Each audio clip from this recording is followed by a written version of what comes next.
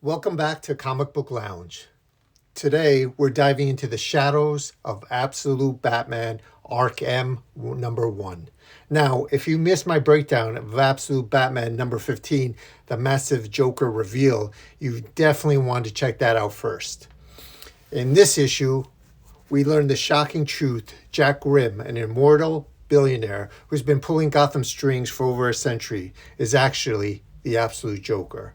In Arkham M, number 1, serves as the essential part 2 to that story, taking us back in time to follow young Jack Grimm and uncover the dark origins of a century-long manipulation.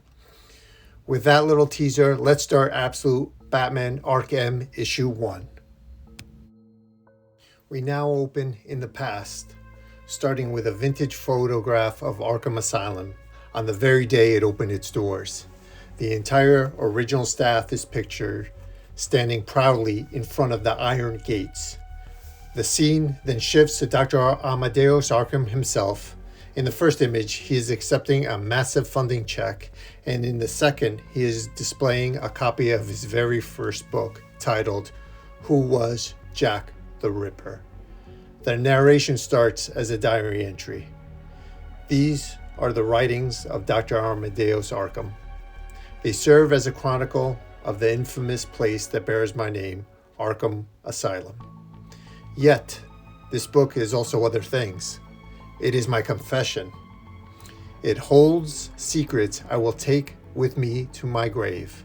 It is also a warning about the terrible evil I have unleashed upon the world, and a plea that you, reader, stop it before it's too late. We cut to an interior scene in Arkham Asylum in 1945. Dr. Amadeus Arkham is looking at photos in his study when he hears a knocking on the door. Dr. Arkham opens the door and a man in a suit says, "Good day, Dr. Arkham. I'm not too early, am I?" Arkham says, "It's fine. The faster we complete this process, the better." The man responds, "You're not reconsidering, are you?" No, it's time. And I do believe the price reflects that and how determined I am to get a deal done. Now, if you just follow me, I'll take you for a tour of the grounds." The man responds, "I couldn't help but notice the woman in this photo. If you don't mind me asking, who is she?" Arkham responds, "That would be my mother. In some ways, it can be said this place began with her." We now cut to a scene in the past where we see his mother and a little boy staring out a window on a dark, rainy night. Behind her are two other children playing in the foreground. Arkham continues narrating. "My father fought in the Union. My first memories are of my mother standing watch at our front window, awaiting for his return. Lee had surrendered at the Pompton courthouse, you see, and my father was long past due. The waiting had taken its toll on my mother. It had taken its toll on me." We then see a man approaching the house. His mother sees him and is surprised and happy. Arkham continues, "But this night would be different. This night, the dark silhouette of a Union soldier marching upon our walk. It was him," my mother exclaimed. "After all this time, Father was home," as we see his mother with all three children running toward the door. We see Arkham's mother opening the door. That's when she realizes the man in uniform is not her husband. Arkham continues narrating. "We quickly realized the soldier at the door was not my father. The letter he handed to my mother would explain everything, he said. And so it did. It came from the newly installed President Johnson, informing us that father had been killed at the Battle of Palmito Ranch. Ironically, a battle for after Lee's surrender. My father died in a pointless battle. It was all too much for my mom to take. The soldier, to his credit, tried to console her, but she had other ideas." We see the grieving mother drop the letter and start to cry. She quickly grabs the soldier's gun and shoots him in the face. Behind her, the children stand in shock, having just witnessed the unthinkable. Slowly, she turns to face them, weapon in hand. Arkham continues his narration. As the soldiers' blood started to pool at our doorstep, my mother looked over the faces of my siblings and proceeded to execute them one by one. But when she came to me, she paused and then turned the gun on herself instead. Why she chose to spare me that day, I will never know, as we see the bloody corpses at the little boy's feet. We see a young Amadeus Arkham standing in a somber line of orphans as they are marched into the local orphanage. Arkham continues, but this incident would save my life.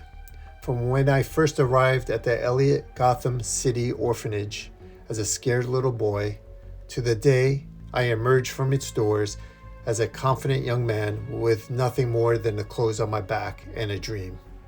I dreamed to help people like my mother. I dreamed to build a place where people such as her could get the care they needed, where the best science of the day would be applied to treat the mind's afflictions, so the tragedy that befell me could be prevented. A place I would call Arkham Asylum. With the money given to me by the Elliott Family Foundation, I would purchase the land where my dream would come to fruition. This was cheap land with a past of its own, granted due to its being where the British kept colonial prisoners of war during the Revolution, where there was so much abuse and loss of life, a place other governments, knights, Gotham knights, said were haunted from the start, soaked in the blood and madness. Still, none of that mattered to me. We now see Amadeus Arkham standing on a hilltop at sunset, looking out over his completed vision, Arkham Asylum, now fully built and operational. Arkham continues narrating, not as long as some good could come out of it. In the beginning, Arkham was everything I wanted it to be, a good facility with a full staff of like-minded individuals getting patients the help they so desperately needed. Even those patients who, with Gotham being Gotham, were a bit more in need, shall we say? My mother would be proud, I believe. That said, Arkham was not without its issues, and those initial years, one issue in particular. We cut to a scene of a deranged man sitting in a cell smiling by himself, as Arkham continues. A man so vile and heinous, I will not even utter his name. Let's just call him Jack Doe for the purpose of this journal. By the time he was sent to us, Jack had murdered multiple people, men, women, children, and soon after his arrival, he killed 2 nurses and disemboweled another prisoner. He took glee in killing. He was always laughing, a horrible grin on his face. He was the type of inmate that threatened the very existence of Arkham, and so he became the patient I was most determined to help. Cut to present time. We see Dr. Arkham leading the man through the asylum's corridors, their footsteps echoing as they pass row after row of cold, empty cells. As the man asks, "So tell me, doctor, why has Arkham so clearly fallen on such hard times?" The doctor responds, "Fewer and fewer patients for one thing. Fancier, more modern facilities sponsored by the Lazarus Corp in Metropolis and elsewhere for another. The truth is, this place would have closed years ago if not for the kindness of benefactors such as yourself." The man smirks and says, "Ha! It appears you've done your homework, doctor. I'd like my donations to be anonymous." Dr. Arkham responds, "Look, I'm just not going to hand this institution over to someone I know nothing about. So yes, I did my research, and I appreciate your generosity. Mental health is important to you, clearly." The man responds, "It is. I've seen it up close, the suffering caused by conditions of the mind, and I feel it's our duty to find cures so the younger generations never have to contend with them. Our children deserve a better future." "Do you have children, doctor?" The doctor pauses. No, I've never had any children. We cut now to the past, 1885. Dr. Arkham narrates. It was raining that night he arrived. We see a boy knocking on the door of Arkham Asylum. He continues, he was covered in blood, so much blood, even the rain couldn't wash it away. How did you get that way? Whose blood was it? We now see the nurses cleaning up the boy and caring for him and putting him to bed. The doctor continues, the boy claimed he did not know, but it was clear he had suffered greatly in life. An orphan raised on the streets. He was near death when I found him. Being an orphan myself, I took pity on the lad. I took him in, and eventually in time, Dr. Arkham continues. I took him under my wing.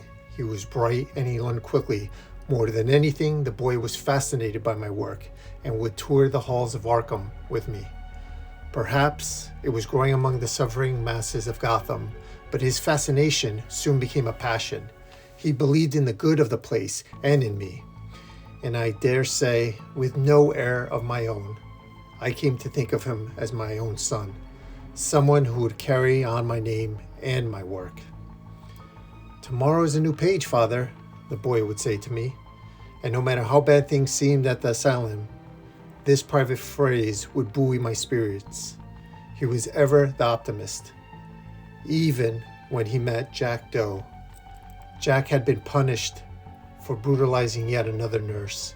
He taunted the boy, tried to get under his skin, ever a cruel joker. But still the boy remained undeterred. Were the likes of Jack beyond our help? I confess, I started to wonder. Next, we cut to a standoff. Police officers have their weapons trained on Jack Doe. The inmate is completely unhinged, holding a sharp object to a child's neck as a human shield. Dr. Arkham continues, especially when Jack escaped the cell 2 days later. When he held the boy hostage, I did everything I could to talk Jack down. Thankfully, while Jack is cunning, he wasn't stupid. He knew killing the boy would result in instant death. I was just happy to get the boy back.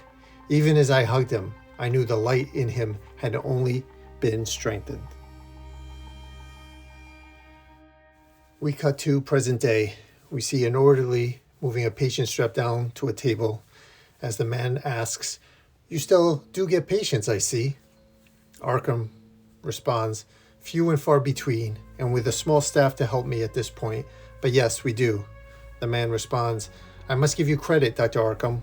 Through all the ups and downs of this place, you still managed to keep things afloat, even after the most infamous incident of all." Dr. Arkham responds, "I'm sorry, I don't know what you're referring to."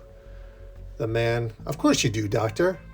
As you have done your homework on me, so too have I done mine on you and this facility. So please, Doctor, let's not continue to insult my intelligence and discuss the true reason this institution's reputation has suffered for decades. Please tell me about the Breakout." Back to the past. We see a scene of chaos. People, inmates murdered, blood everywhere. Footprints in the blood going down to the furnace room. Arkham narrates, 1886. It was all due to a damn careless orderly. I had warned the fool time and time again, whatever you do, do not get close to the inmates. His keys were taken, his throat slashed from ear to ear with a sharpened toothbrush, and he was but the first. He then released a number of his fellow inmates and they made their way down to the furnace room, deciding against confronting the armed guards at the front doors.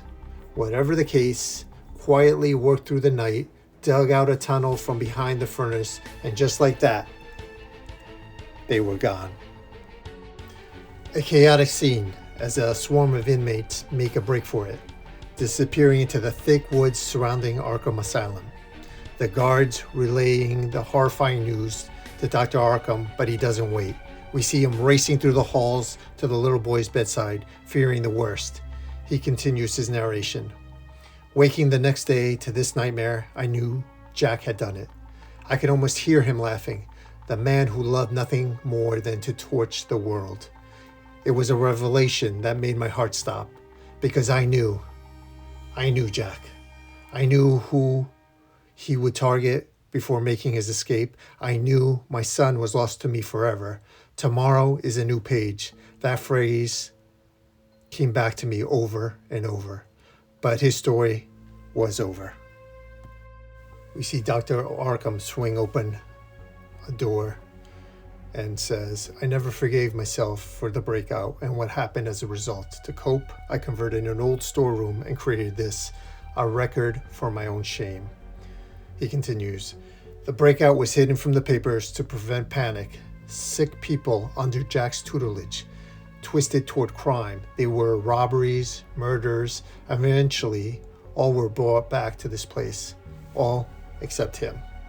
The man I refer as Jack Doe.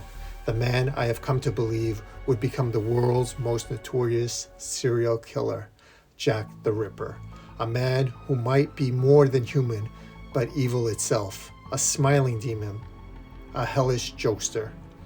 The timeline fits. The MO, the man cuts Dr. Arkham off. Yes, Doctor, I'm well aware of your works on the subject. Speaking of which, the furnace room, I'd like to see it. Dr. Arkham and a man are walking down the stairs toward the furnace room. The doctor speaks.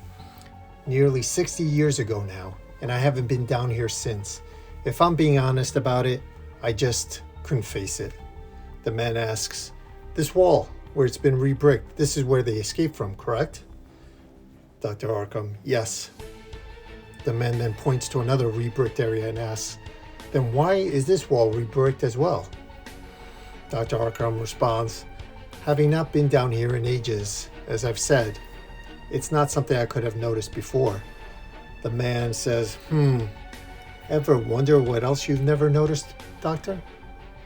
The man gets really close to the doctor and whispers in his ear.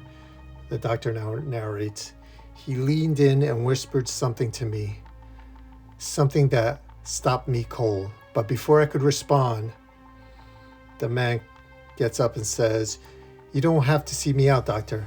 I love this. I love the place. As we see the man walk back up the stairs and Dr. Arkham just standing there frozen. Back to present time. It is night. We see the doctor in bed, narrating to himself. That night, I could not sleep. I must have heard him wrong, my buyer. But part of me knew I had not. We now see the doctor walking back into the furnace room. He is looking at the re-bricked area with a crowbar, opens the wall back up and peeks inside. He jumps back in shock and narrates, and so I wrote these words, this desperate cry to anyone who might hear. I shall put this journal in the post as soon as I'm done. Dr. Arkham continues, but before I do that, I will go back into the dark one more time to prove what I already know. I shall remove the bricks and find what I know to be there, the horrible truth. We see the doctor clutching a child's stuffed bear. He moves to toss it into the furnace, but as he pulls his hand back, the toy is already engulfed in flames. He continues narrating, the truth might be my legacy, but this place will not be. He hurls the flaming toy into a stack of boxes in the background. It's the spark that starts at Inferno, and we see Arkham Asylum begin to burn to the ground. The scene now shifts to a literal hellscape. We see the inmates trapped behind bars as the fire rages, their screams of agony filling the halls. It's total devastation. Nobody is spared as the flames consume both the prisoners and the orderlies alike.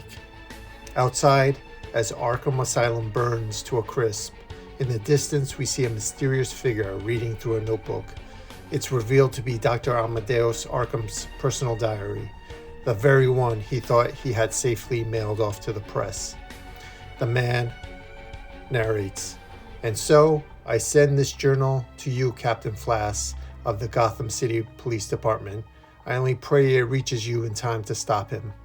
We see the man with a huge smile on his face as he continues to read, the man who laughs from the dark. We jump forward to present day at ARK M.